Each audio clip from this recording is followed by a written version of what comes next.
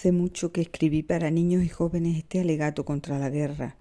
Pensé que se quedaría guardado para siempre en un cajón, porque era un tema que nos quedaba muy lejos, pero la actualidad me empuja a sacarlo. Hoy veía como un joven de apenas 18 años lloraba desconsolado porque lo habían llamado a fila. ¿Quién apoya la guerra? Solo algunos insensatos y egocéntricos gobernantes que pretenden entrar en la historia sin que les importe de qué forma. En esa historia de la que desgraciadamente no aprendemos. Comencemos el relato. Se titula Trincheras desiertas. La tarde del 24 de diciembre de 1916, William, para alcanzar a su batallón tras una arriesgada misión de reconocimiento, no tenía otra opción que cruzar las líneas enemigas.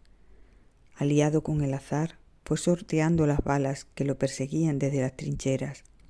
Las bombas, que estremecían hasta las entrañas de la tierra, caían a su alrededor de forma caprichosa, como aquellas gotas de lluvia que arrojaban inquietamente nubes negras. William corría tan veloz como le permitía el suelo pegajoso que amarraba sus botas. Tiró la mochila que pesaba demasiado, perdió la cantimplora y buscó el valor en sus bolsillos vacíos.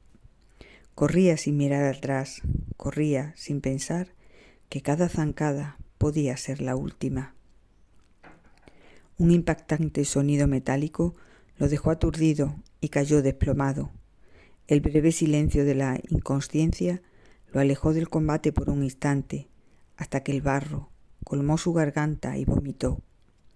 Percibió las explosiones tan cerca como el mismísimo infierno. Cuando consiguió reaccionar, comprobó que había perdido el casco de acero. Se sintió desnudo, se sintió incapaz de ponerse en pie. ¿Pero qué hago yo aquí?, se preguntó. Recordó a su fiel amigo Niebla, un mastín bonachón, y recordó a su padre labrando el campo y a su madre esperándolo en el porche. Se incorporó entonces, dejó el fusil en el suelo y se marchó de esa guerra inútil y terrible que unos cuantos dirigentes inventaron. Un poco más al sur, en otro escenario de esa misma guerra absurda, como todas, Pierre y Jürgen parecían escenificar un macabro juego de escondite entre las ruinas de un pueblo devastado.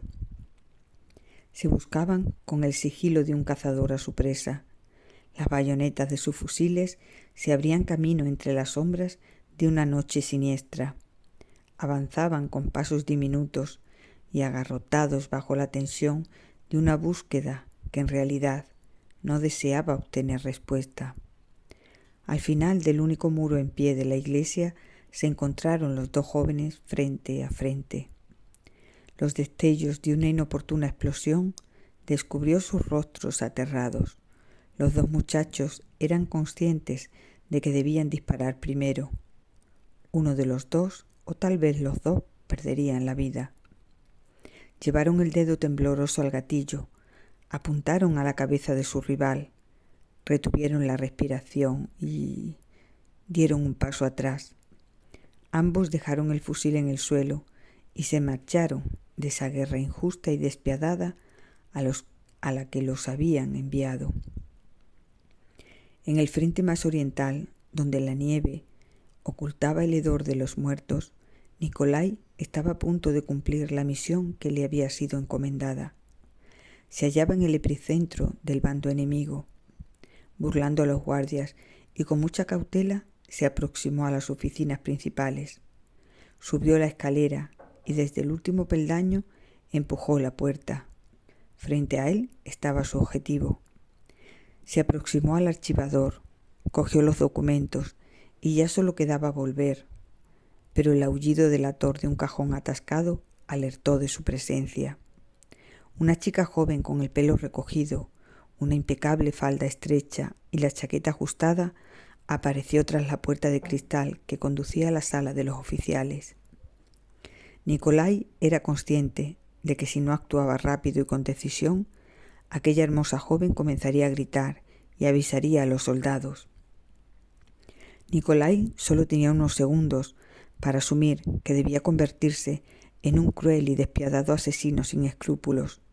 Un disparo alertaría a los guardias. No había otra opción. Tenía que acuchillar a la joven de forma certera y contundente. Los ojos azules de la muchacha se clavaron en la bayoneta que Nikolai extraía del cañón de su fusil. Alzó la mano para clavarla con fuerza, pero en realidad él no era un criminal. Dejó su fusil en el suelo y se marchó de aquella guerra horrible, atestada de muerte y miseria, que unos cuantos mandatarios alentaron. Pero aquellas deserciones solo fueron el inicio de una gran revolución, de un sorprendente vendaval de valentía que cambiaría el mundo.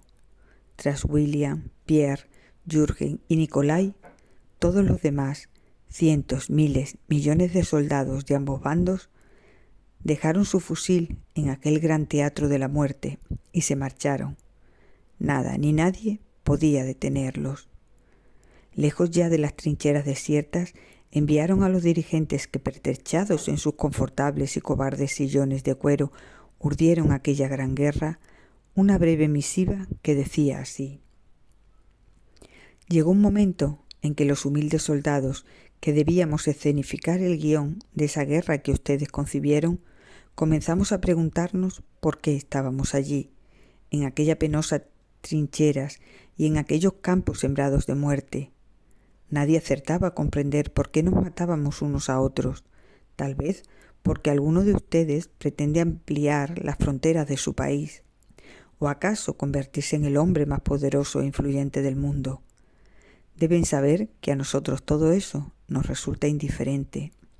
Lo único que en realidad nos preocupa es que solo tenemos una vida y sería absurdo perderla en un campo de batalla. ¿No creen?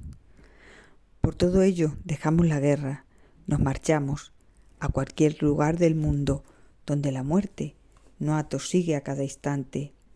Si desean continuar con esa guerra insensata, pueden coger las armas y dispararse ustedes mismos. En las trincheras encontrarán los muertos sin enterrar, las ratas devorando sus desechos y el desánimo recorriendo aún los frentes interminables. Lleven ropa de abrigo, el frío llega a ser insoportable. Buena suerte.